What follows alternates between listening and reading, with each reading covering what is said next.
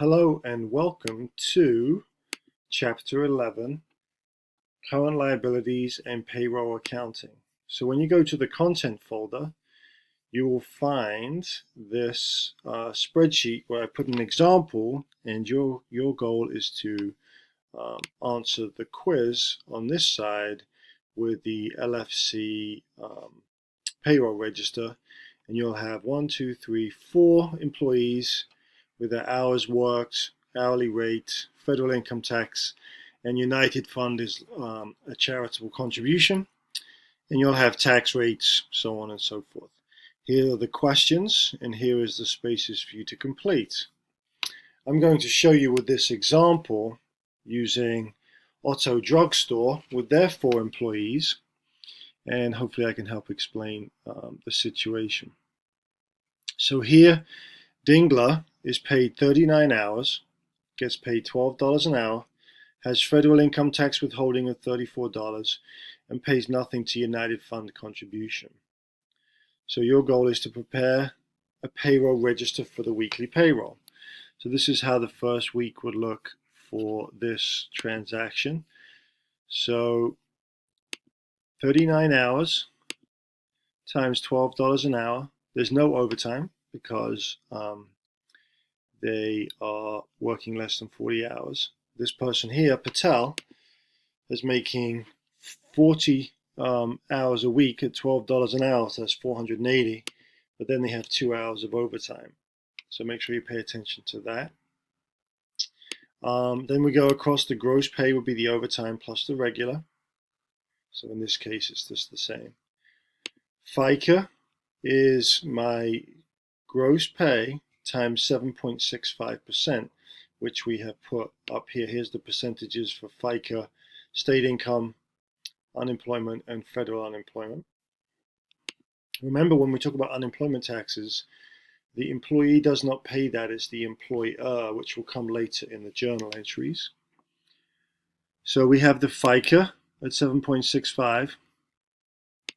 We then have federal income tax at $34, which they give us in the table, so you can just plug that number in. We then have state income tax, which is our gross pay, times 3%. Nothing is being given to the United Fund for Dingler.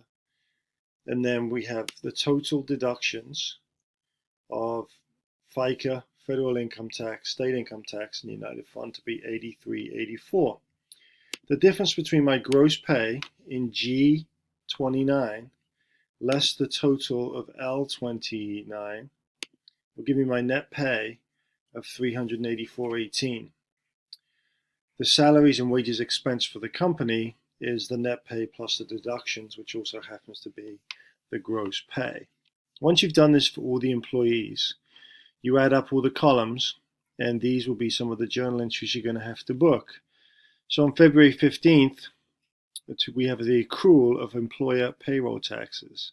So we have salaries and wages expense, and when we accrue the taxes, we have FICA, federal income tax, state income tax, plus the United Fund contribution liability, and salaries and wages payable, which is the check that will go ahead and pay to the employees in a future date. Remember, when they do the work, we recognize the liability, and then at some point we're going to pay it. On February 15th, it says here, the accrual of the employer payroll taxes journalize, which we did that. Then on the C, it says journalize the payment. So we pay salaries and wages expense, $19.34. We got to pay the FICA tax payable, the federal income tax payable. So where was the 15th? Let's see. Sorry, we're going down to C here. Salaries and wages payable, $1567.03, and we are then going to take it out of our bank account. So that was for question C. We already did the journalize the payroll on February for the accrual. The only thing we have here, which I didn't explain yet, is additional payroll tax expense, because FICA, the employer, has to match what the employee does. So you'll see that. And then we have federal unemployment and state unemployment with the calculations here. And that is what the employer is responsible for. And then the last section here in D, it says, so we've accrued those. In D, it says journalize the remittance to the Federal Reserve Bank of the FICA and federal payable government. So here, I made a footnote saying FICA taxes payable is $295.90, which we also have federal income tax payable of $141. The FICA taxes are the employee and the employer. If you look here, $147.95. And then we have the federal income tax payable of $141, which we have the liability that we took out of the employees' paychecks.